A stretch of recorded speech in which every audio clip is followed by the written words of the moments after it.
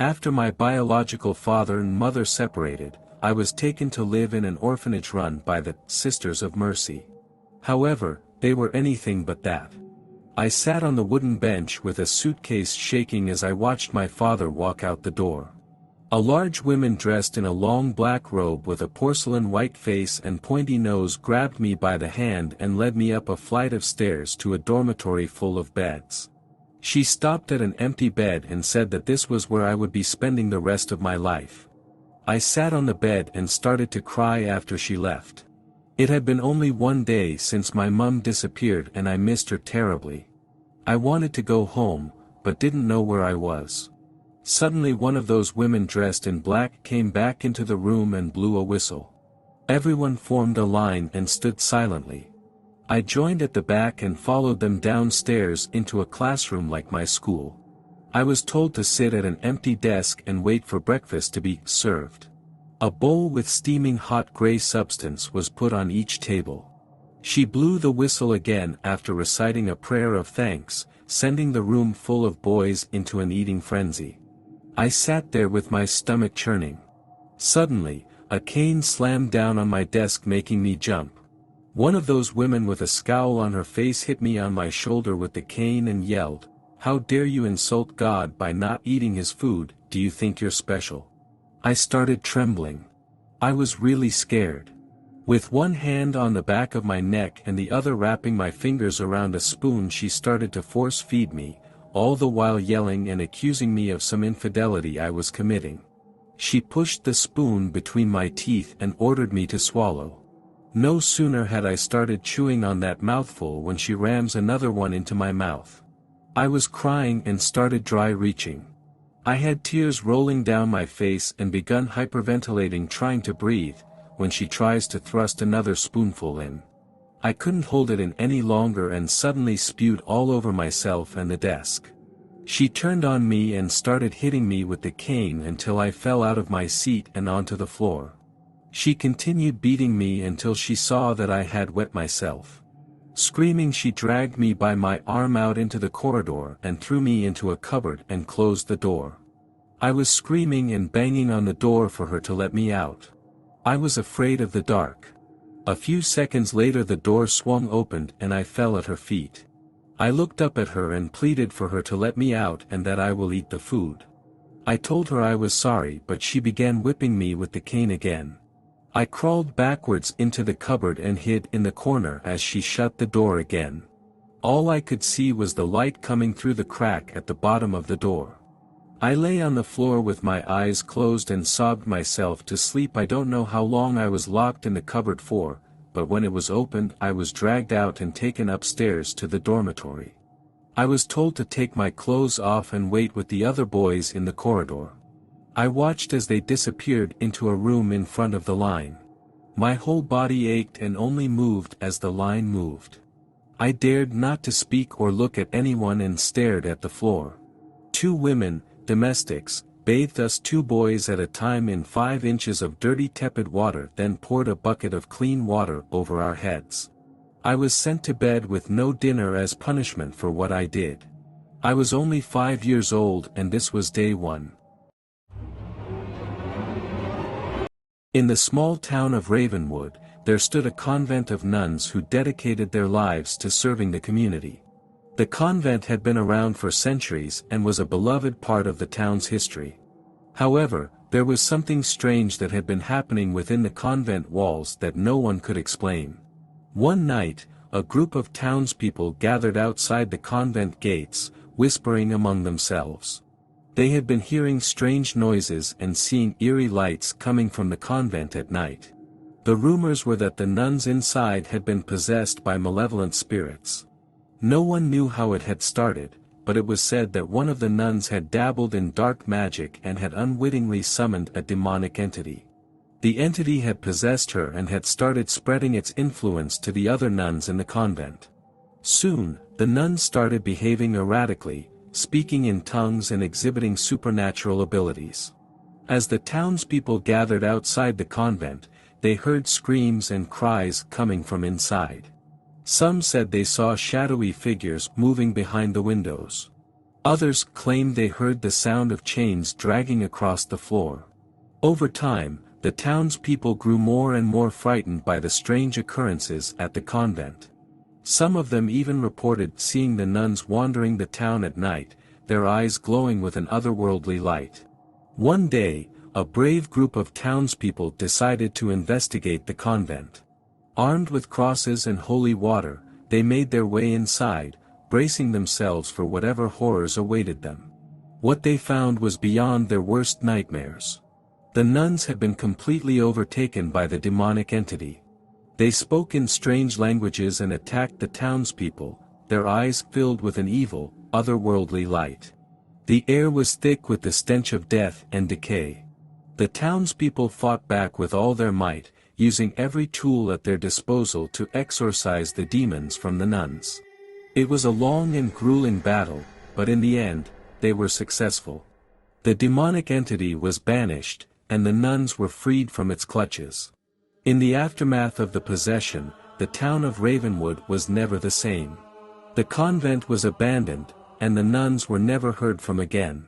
Some say that the demonic entity still lingers within the walls of the convent, waiting for its next victim to come along. But others say that the nuns' sacrifice had banished it forever and that the town was now free from its evil influence. Regardless of what happened, the story of the possessed nuns of Ravenwood has become a cautionary tale to those who would dabble in dark magic. The townspeople still speak of it in hushed tones, and the convent remains a dark and forbidding place, a reminder of the horrors that once lurked within its walls. The St. Albertus Historic Site on St. Alban Street is imposing on a sunny day, but on the dreary Wednesday in October when the neighborhood's photographer Cyrus Teta, storyteller Dorothy Hernandez and I visited, the Gothic Revival Rectory was downright spooky. Built in 1891, the red brick of the rectory stood out against the gloom, but the windows were dark. At some point in time, the outside trim had been painted white. Now, it was a mottled gray, cracked and weathered and ancient. Inside, the wooden floors creaked, stairwells and hallways were cast in deep shadow, and the air buzzed with the restless energy of spirits long departed. And someone actually lives here.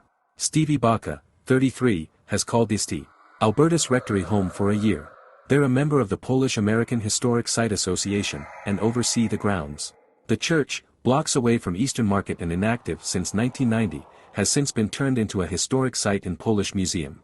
We started our tour on the second-floor residences, where Stevie, who uses the pronouns they/them, opened a hallway door and started up the pitch-black staircase behind it. Everyone laughed nervously as we made our way to the attic, half joking that we wouldn't split up for any reason while touring the house. "I like this room because it's really creepy," Stevie said when we reached the top of the staircase. The front room of the attic was small, dark, and had a low ceiling. Watery light filtered through the attic windows, silhouetting the tapered candles set up altar-style on the windowsill. An old book of spells lay face up in the middle of the floor. Stevie self-identifies as a witch who enjoys doing ritualistic, earth things, and the attic is one of the places they practice. After the four of us agreed that we wouldn't end up being horror flick stereotypes, Stevie led us through multiple dark corridors to the narrow, claustrophobic maid's quarters. Using the flashlight on their phone, we made our way down the stairwell. The walls were exposed and hairy, horsehair plaster. Stevie's family has inhabited the rectory for decades. Their grandparents were married in the church across the grounds, and Stevie's brothers also lived in and renovated parts of the rectory. Family history and church history go hand in hand here. But while we toured, Stevie said they've always felt that they were able to see ghosts. When they were a teen, Stevie saw someone come out of one of the rooms they live in now and stand in the hallway. That was when no one lived, on the second floor, they said. It was weird to me because I couldn't convince myself that it was something else. No one lived in these rooms. Since moving back to Detroit a year ago after a stint in Chicago, Stevie said they were sitting in their living room when they saw the spirit again. "I felt and saw something in a robe come out of that room, go out that door and go that way." They pointed down the hall toward the grand staircase. Stevie assumes the ghost is a priest, because the room they occupy now was the priest's room. The first time Stevie encountered the ghost as a teen, it came out of their living room doorway and exited into the hallway. More recently they've seen the spirit coming out of their bedroom, travel through their living room, and circling back toward the grand staircase. They began to notice a pattern. Intrigued, Stevie began researching different types of hauntings. "The things that I found is that usually there's a ghost that haunts something. It moves throughout your house and you're being haunted by that ghost, they said. The other kind of haunting they found was similar to a time loop, a la Disney's The Twilight Zone Tower of Terror. If something happened, it's forever repeating in the space.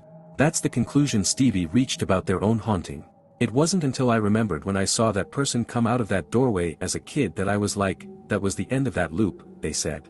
I saw the same haunting, just from a different angle. Stevie also theorizes that of all the people who have seen the ghost, none of them were men. I don't know if that's an energy thing, because I've also been told that people who have wombs are more susceptible to energy so they can see hauntings in different ways, they said. It didn't sound entirely implausible. Many horror films involving families have a mother and children who immediately sense a spirit, and a father who obstinately objects until it's too late. If anything, Stevie's theory made for great storytelling. Their living quarters look like if a taxidermy shop, magic shop, and the Overlook Hotel had a baby. Crystals and small taxidermy animals line a mantle on one wall, a ventriloquist dummy sits atop a china cabinet, clusters of melted tapered candles and their drippings sit on an island in the middle of the room, a framed Victorian death portrait of a small child is hung on the wall closest to the exit. No haunted house story is complete without a visit to the cellar, and Stevie valiantly led us down into the darkness. The cellar was cold, damp, and exactly what you'd imagine a cellar built in the 1890s to look like. The walls were exposed brick, and the long hallway was lined with darkened doorways. A single, unshielded light bulb burned ominously at the end of the hall. Stevie started down the hallway and disappeared into one of the doorways. The neighborhood's team suddenly decided that we'd had enough investigating for the day, and were willing to stay close to the exit until Cyrus, camera in hand, followed after. We'd broken the one rule everyone knows not to break. We split up. 5 seconds and many exchanged anxious glances later, our curiosity got the better of us. Dorothy and I hurried after them down the hall. The room was windowless and lined with wooden shelves. Vintage glass bottles of pop, some of them still unopened, sat in dusty wooden crates, and old furniture sat in a corner. It was a storage room. The other rooms in the cellar contained similar items. Relieved, we explored a bit more, and finally returned to the main floor with the door to the cellar closed safely behind us. Although Stevie agrees that the haunting in their home may seem odd to outsiders, they've embraced the creepy feeling. I definitely lean into it, which is maybe why I like the rectory, they said. I kinda like it being my secret, special place. But, if a ghost expert wanted to come in and study, that's something I would be into.